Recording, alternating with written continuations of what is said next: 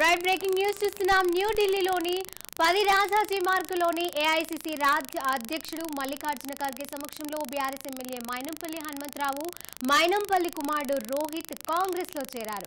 మాజీ ఎమ్మెల్యే వేముల వీరేశం, కుంభం అనిల్ కుమార్ కాంగ్రెస్ లో చేరారు. న్యూఢిల్లీలోని రాజాజీ మార్గ్లో ఖర్గే నివాసంలో చేరారు. టీపీసీసీ అధ్యక్షులు రేవంత్ రెడ్డి, ఏఐసీసీ ఇన్ఛార్జ్ మాణిక్ రావు ఠాక్రేతో వీరిని తీసుకెళ్లినట్లుగా సమాచారం.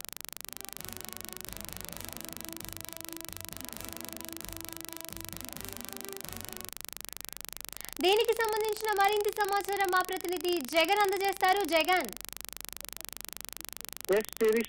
అయితే బీఆర్ఎస్ ఎమ్మెల్యే మాజీ బీఆర్ఎస్ ఎమ్మెల్యే మైనంపల్లి హనుమంతరావు కాంగ్రెస్ తో చేరారు. గత కొంతకాలంగా అయితే మైనంపల్లి బీఆర్ఎస్ పార్టీలో అసంతృప్తిగా ఉన్న విషయం తెలిసిందే. ఆయన కాంగ్రెస్ పార్టీలో చేస్తారంటూ వస్తున్నటువంటి ఊహాగానాలు స్థిరపడింది. ముఖ్యంగా రెండు టికెట్ల విషయంలో మైనంపల్లి బీఆర్ఎస్ పార్టీ వద్ద పట్టుబట్టడం జరిగింది. బీఆర్ఎస్ పార్టీ హైకమాండ్ చర్చ మీద ఒకటే టికెట్ ఇవ్వడం జరిగింది. సో ఇటు కలక చెందినటువంటి మైనంపల్లి హనుమంతరావు అదే కాంగ్రెస్ పార్టీలో 2 టికెట్లు కన్ఫర్మ్ చేసుకున్న తర్వాతనే సో ఏఐసీసీ అధ్యక్షుడు మల్లికార్జున ఖర్గే సమక్షంలో ఆయన కాంగ్రెస్ పార్టీలో చేరడం జరిగింది. ఆయనతో పాటు ఆయన కుమారుడు రోహిత్ అయితే మెదక్ అసెంబ్లీ సీటు కన్ఫర్మ్ చేసుకోవడం జరిగింది. ముఖ్యంగా కాంగ్రెస్ పార్టీ అయితే నేతలు ఇప్పటికే కాంగ్రెస్ పార్టీలో అయితే జైపూర్ తీర్మానం ఉంది. జైపూర్ తీర్మానం ఒక్క ఫ్యామిలీ నుంచి ఒకటే టికెట్ ఇస్తాము అనేసి కూడా జైపూర్ తీర్మానం ఏఐసీసీ కూడా ఆల్ ఇండియా కాంగ్రెస్ కమిటీ కూడా తీర్మానం చేయడం జరిగింది. సో ఈ జైపూర్ తీర్మానం విషయంలో కూడా గతంలో గాంధీ భవన్ లో కూడా చర్చలు జరిగాయి. సో కొంతమంది నేతలు కూడా తమతో పాటు తమ భార్యలకు ముఖ్యంగా పిసిసి మాజీ ఉత్తమ్ కుమార్ రెడ్డితో పాటు ఉత్తమ్ పద్మావతి కూడా టికెట్ ఇవ్వాలన్నా, అదేవిధంగా అయితే జగ్గారెడ్డితో పాటు జగ్గారెడ్డి కూతురు కూడా టికెట్ ఇవ్వాలనేసి కూడా సో ఇట్లాంటి కొంత డిమాండ్స్ వినిపిస్తున్నటువంటి పరిస్థితి ఉంది. ముఖ్యంగా అదేవిధంగా ఒక్క కుటుంబం నుంచి ఒకరికే టికెట్ 2 టికెట్లు ఇవ్వమనేసి కూడా జైపూర్ తీర్మానం చెప్పారు. కానీ మైనంపల్లి విషయంలో మాత్రం ఇది పక్కన పెట్టడం ఏంటని కూడా సో కొంత సీనియర్లు అయితే చర్చించుకున్నటువంటి పరిస్థితి కనిపిస్తా ఉంది.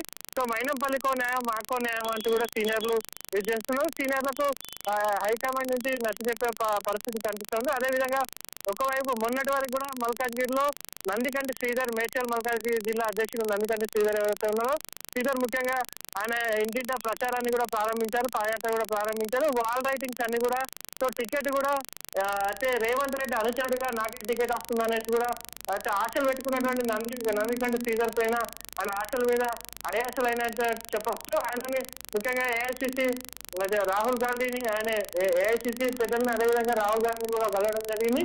సో మరి ఆయన భవిష్యత్తు ఎలాంటి భరోసాను ఎలాంటి భరోసాను ఇచ్చారనే విషయంలో కొంత క్లారిటీ రావాల్సిన అవసరం ఉంది. ఎందుకంటే గతంలోనే నందికంటి శ్రీధర్ తో పాటు అయితే కాంగ్రెస్ సంబంధించిన డివిజన్ అధ్యక్షులందరూ కూడా రేవంత్ రెడ్డి వద్దకు వెళ్ళి మైనంపల్లిని చేర్చుకోవద్దు, మనం ఇక్కడ గెలుస్తామనేసి కూడా చెప్పడం జరిగింది. సో మైనంపల్లి వస్తే కార్యకర్తలందరూ కూడా మేము పనిచేయమనేసి కూడా డివిజన్ అధ్యక్షులు కూడా తెగేసి చెప్పినటువంటి పరిస్థితి. సో ఇప్పుడు వాళ్ళందరినీ కూడా ఏ రకంగా సమన్వయం చేస్తారనేది కూడా పిసిసికి కత్తి మీద సాము లాంటి వ్యవహారం లాగా ఉంటుంది. ఎందుకంటే నందికంటి శ్రీధర్ యొక్క గ్రూప్ అయితే ఆయనకు సంబంధించిన వర్గం ఏదైతే ఉందో ఆ వర్గం పూర్తి స్థాయిలో అయితే మైనంపల్లి సహకరించారా అనేది కూడా ఉన్నది. అదేవిధంగా మెదక్ కి సంబంధించి కూడా మెదక్ లో కూడా అక్కడ కూడా కొంత గ్రూప్ రాజకీయాలు అయితే కాంగ్రెస్ లో ఉన్నాయి. సో అక్కడ మైనంపల్లి రోహిత్ విషయంలో 2 టికెట్లు ఇచ్చారు. మిగతా నాయకులు కూడా జానారెడ్డితో పాటు జానారెడ్డి కుమారుడు కూడా టికెట్ అడుగుతున్నటువంటి పరిస్థితి. ఇట్లా ఇద్దరైతే నేతలు ఒకే కుటుంబం నుంచి ఇద్దరైతే నేతలు కూడా టికెట్లు అడుగుతున్నటువంటి పరిస్థితి అయితే కాంగ్రెస్ లో అయితే మళ్ళా కొత్త వివాదం అయితే తెర మీదకి వచ్చే అవకాశాలు అయితే కనిపిస్తా ఉన్నాయి శిరీష. అలాగే జగన్, అంటే గతంలో కూడా అంటే ఇప్పుడు అతను పార్టీ మారడానికి ముఖ్య కారణం తన కుమారుడికి మైనంపల్లికి ఇద్దరికి కూడా టికెట్లు ఇస్తేనే బీఆర్ఎస్ లో ఉంటాము, లేదంటే వేరే పార్టీకి వెళ్తామని కూడా క్లియర్ కట్ గా చెప్పారు. మరి ఇప్పుడు అదే విధంగా కాంగ్రెస్ లోకి వెళ్ళిన తర్వాత కుమారుడికి అలాగే తండ్రి మైనంపల్లికి టికెట్లు దాదాపు ఖరారు అయినట్టేనా? దీనిపైన అప్డేట్స్ ఏంటి? ఎస్ శిరీష, దాదాపు అంటే రేవంత్ రెడ్డితో అదేవిధంగా ఇతర నేతలతో కూడా ఆయన మొన్ననే ఆయన ఇంటికి శ్రీధర్ బాబు అదేవిధంగా దామోదర్ రాజనరసింహ లాంటి సీనియర్ నేతలు కోమటిరెడ్డి వెంకటరెడ్డి కూడా ఇట్లాంటి సీనియర్ నేతలు కూడా ఆయన అయితే మైనంపల్లి ఇంటికి వెళ్ళడం జరిగింది కాంగ్రెస్ పార్టీలో ఆహ్వానించడానికి. సో కాంగ్రెస్ పార్టీలో చేరే ముందే ఆయన అన్ని కూడా కన్ఫర్మ్ చేస్తున్నారు. మనకి ఇంత అయితే సంచలనమైన వ్యాఖ్యలు చేశాడు. హరీష్ రావు మీద కూడా సంచలనమైన వ్యాఖ్యలు చేశాడు. బీఆర్ఎస్ హైకమాండ్ ని ధిక్కరించడం జరిగింది. సో కుమారుడి టికెట్ విషయంలోనే ఇంత పట్టుబట్టాడు. మైనంపల్లికి సన్ స్ట్రోక్ తగులుతుందనేసి కూడా బీఆర్ఎస్ నేతలు దోషం చెప్తా ఉన్నటువంటి పరిస్థితి కనిపిస్తా ఉంది. సో కుమారుడి విషయంలో ఇంకా అతనికి దాదాపు 27 ఇయర్స్ ఉంటాయి. సో ఇంత చిన్న వయసులో రాజకీయ అరంగేట్రం ఇంకా చేయొచ్చు, ఇంకా ఆయనకు వయసు ఉందని సర్ది చెప్పే ప్రయత్నం చేసినా కూడా సో అయితే మైనంపల్లి సత్యమీర అన్నారు కుమారుడికి టికెట్ ఇవ్వాలి. ఎందుకంటే మెదక్ ప్రాంతంలో గతంలో ఆయన చెప్తున్నది ఏంటంటే, నేను ఉమ్మడి ఆంధ్రప్రదేశ్ లో తెలుగుదేశం పార్టీ అంత తెలంగాణ వాదం బలంగా వినిపిస్తున్నటువంటి రోజుల్లో కూడా నేను తెలుగుదేశం పార్టీ టికెట్ మీద నేను గెలవడం జరిగింది, తెలుగుదేశం నేతగా నేను గెలవడం జరిగింది. ఆ రోజు తెలంగాణ వాదం బలంగా అంటే నాకు పార్టీలతో సంబంధం లేకుండా మైనంపల్లికి వ్యక్తిగతంగా ఏమైంది, ప్రజలే నా బాసులు అంటూ కూడా మైనంపల్లి చెప్పినటువంటి పరిస్థితి. సో ఒక రకంగా చూసుకుంటే పద్మా దేవేందర్ రెడ్డి ఉద్యమ నేతగా, అదేవిధంగా అక్కడ చాలా పట్టున్న నేతగా ఉన్నారు. అదేవిధంగా హరీష్ రావు అండదండలు కూడా ఆమెకున్నాయి. సో ఇట్లా మొత్తానికి 2 స్థానాల మీద అటు బీఆర్ఎస్ పార్టీ సీరియస్ గా ఫోకస్ పెట్టిందని చెప్పొచ్చు. సో మల్కాజ్గిరిలో ఇప్పటికే నిన్న బీఆర్ఎస్ పార్టీ అంటే మంత్రి మల్లారెడ్డి యొక్క అల్లుడు మర్రి రాజశేఖర రెడ్డి కూడా ర్యాలీ తీసుకున్న పరిస్థితి. సో ఇక్కడ ఖచ్చితంగా మేము గెలిపిస్తాము, ఈ సీట్ ని ఖచ్చితంగా గెలిపించుకుంటాం అని చెప్పినటువంటి పరిస్థితి అయితే కనబడుతుంది. బీఆర్ఎస్ నుంచి అటు మర్రి రాజశేఖర రెడ్డికి అయితే టికెట్ కన్ఫర్మ్ గా కనిపిస్తుంది. మొత్తానికైతే పోటీ హోరాహోరీగా ఉండబోతుంది. ఎందుకంటే హరీష్ రావు మీద సంచలనమైన వ్యాఖ్యలు చేసిన తర్వాత టీఆర్ఎస్ పార్టీ చాలా సీరియస్ గా తీసుకుంది. మల్కాజ్గిరి సీటు విషయంలో, అదేవిధంగా మెదక్ సీటు, ఈ 2 సీట్ల విషయంలో టీఆర్ఎస్ పార్టీ చాలా సీరియస్ గా తీసుకుంది. ఎట్టి పరిస్థితుల్లో మైనంపల్లిని ఓడించాలనే సంకల్పంతో టీఆర్ఎస్ పార్టీ ఖచ్చితంగా పనిచేస్తుందనేసి కూడా నిన్న మంత్రి మల్లారెడ్డి కూడా చెప్పడం జరిగింది. 2 టికెట్ల విషయంలో అటు జైపూర్ తీర్మానం చేసినప్పటికీ మైనంపల్లి విషయంలో ఆ రూల్స్ అన్నిటి కూడా జైపూర్ తీర్మానంలో చెప్పారు. ఒక ఫ్యామిలీ నుంచి ఒకటే టికెట్, 2 టికెట్లు లేవనేసి కూడా చెప్పడం జరిగింది. కానీ మైనంపల్లి విషయానికి వస్తే మాత్రం ఆ జైపూర్ తీర్మానం తుంగలో తొక్కారు, కాంగ్రెస్ పార్టీ తుంగలో తొక్కింది శిరీష. అలాగే జగన్ ఇప్పటి వరకు బీసీ ఎమ్మెల్యేలు 50% రిజర్వేషన్ ఏదైతే కావాలని కొట్లాడుతున్నారో దీనికి సంబంధించి ఇప్పుడు మైనంపల్లి ఎఫెక్ట్ ఎలా ఉండబోతుంది ఆ ఎమ్మెల్యేల పైన? ఎస్, ముఖ్యంగా కాంగ్రెస్ పార్టీలో ఉన్నటువంటి బీసీ నేతలంతా కూడా బీసీ నినాదం వినిపిస్తా ఉన్నారు. ప్రతి పార్లమెంట్ పరిధిలో 2 లేదా 3 సీట్లు బీసీలకు కేటాయించాలనేది కూడా చెప్తున్నటువంటి పరిస్థితి. అయితే చెరుకు సుధాకర్ కావచ్చు, మాజీ పిసిసి అధ్యక్షుడు పొన్నాల లక్ష్మయ్య కావచ్చు, అదేవిధంగా వి హనుమంతరావు కావచ్చు, ఇట్లాంటి అంజన్ కుమార్ యాదవ్ కావచ్చు, వీళ్ళైతే ఎవరైతే ఉన్నారో బీసీ నేతలందరూ కూడా మొన్ననే కూడా అయితే మహేష్ కుమార్ గౌడ్ కావచ్చు, అదేవిధంగా పొన్నం ప్రభాకర్ కావచ్చు, వీళ్ళందరూ కూడా రేవంత్ రెడ్డిని నిన్నే కలిసి వాళ్ళు మెమోరాండం జరిగింది. ప్రతి పార్లమెంట్ లో కనీసం 3 టికెట్లు ఇవ్వాలి, మెజార్టీ సంఖ్యలో బీసీలు ఉన్నారు.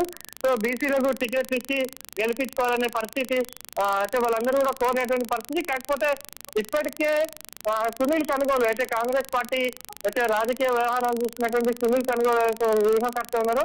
20 సీట్లలో ముఖ్యంగా 20 సీట్లలో రీసర్వే చేస్తా ఉన్నారు. దానికి సంబంధించి ఇప్పటికే అప్లికేషన్స్ కూడా తీసుకున్నారు. స్క్రీనింగ్ కమిటీ జరుగుతూ ఉన్నది. సో సునీల్ కనుగోలు రీసెంట్ గా అయితే చెప్తున్నటువంటి రిపోర్ట్ ఏదైతే ఉందో 20 స్థానాలలో కాంగ్రెస్ అయితే ఓడిపోయి అయితే సీనియర్లు ఎవరైతే ఉందో సీనియర్లు 20 స్థానాల్లో ఓడిపోతుంది అనేది కూడా రిపోర్ట్ ఇచ్చినట్టుగా మనకు అయితే సమాచారం అందుతా ఉంది. ముఖ్యంగా దీంట్లో ఒక మాజీ పిసిసి అధ్యక్షుడు కూడా ఓడిపోయే అవకాశాలు ఉన్నాయనేసి కూడా సునీల్ కనుగోలు రిపోర్ట్ ఇచ్చినట్టుగా వార్తలు అయితే వస్తా ఉన్నాయి. సో మొత్తానికి రీసర్వే చేస్తా ఉన్నారు, టికెట్ల విషయంలో రీసర్వే చేస్తా ఉన్నారు. అయితే ఇక్కడ బీసీ నేతలు అయితే పట్టుబట్టారు. నిజంగా మీరు అన్నట్లు బీసీలకే టికెట్లు కేటాయించాలి, ఎందుకంటే వాళ్ళు అధికార పార్టీని విమర్శిస్తున్నటువంటి పరిస్థితి. ఎందుకంటే 119 ఎమ్మెల్యేలు బీసీలకు కేటాయించిన స్థానాలు చాలా తక్కువ, మెజార్టీ రెడ్లకే 55 సీట్లు కేటాయించారు. తర్వాత వేర్మలు, కమ్మలు, బ్రాహ్మణులకు వీళ్ళకి కేటాయించారు. తర్వాత బీసీలకు అయితే వాళ్ళ జనాభా తమాషా ప్రకారం ఏదైతే ఉన్నదో ఆ జనాభా తమాషా ప్రకారం బీసీలకు సీట్లు కేటాయించలేదనేసి కూడా అటు అధికార పార్టీని విమర్శించినటువంటి కాంగ్రెస్ నేతలు సో టికెట్ల విషయంలో గెలుపు గుర్రాలని వాళ్ళు చూస్తా ఉన్నారు అనేసి కూడా సమాచారం వస్తా ఉన్నది. సో బీసీ నేతలకు ఏమాత్రం అంటే ఇప్పుడు బీసీ నేతలు ఇచ్చినటువంటి మెమోరాండం, అంటే పిసిసి అధ్యక్షుడికి ఇచ్చినటువంటి మెమోరాండం కావచ్చు, హైకమాండ్ కి ఇచ్చినటువంటి అయితే మెమోరాండం కావచ్చు, ఇట్లా అయితే బీసీ నేతలు కోరినటువంటి విషయం ఏదైతే ఉందో మరి హైకమాండ్ దాన్ని సీరియస్ గా తీసుకుంటుందా? సో అయితే బీఆర్ఎస్ పార్టీ లాగానే రెడ్లకు కానీ ఇతర ఉన్నత వర్గాలకే సీట్లను కేటాయిస్తున్నారు అనేది అయితే చూడాల్సిన అవసరం ఉంది. సో ఒక బీసీ నినాదం అయితే అయితే వినిపిస్తా ఉన్నారు. ఎందుకంటే అన్ని పార్టీలు కూడా ప్రధానంగా ఈసారి బీసీ ఫోకస్ తోటి బీసీ సెంట్రిక్ గా అదేవిధంగా మహిళా సెంట్రిక్ గా సీట్లు కేటాయించే అయితే అవకాశాలు అయితే కనిపిస్తాయి. కాంగ్రెస్ పార్టీ వాళ్ళని అంటే కాంగ్రెస్ పార్టీ వాళ్ళు ఇచ్చినటువంటి వాళ్ళు కోరుతున్నటువంటి బీసీ సీట్ల విషయంలో ఏ మేరకు స్పందిస్తుందో చూడాల్సిన అవసరం ఉంది. Right, thank you Jagan.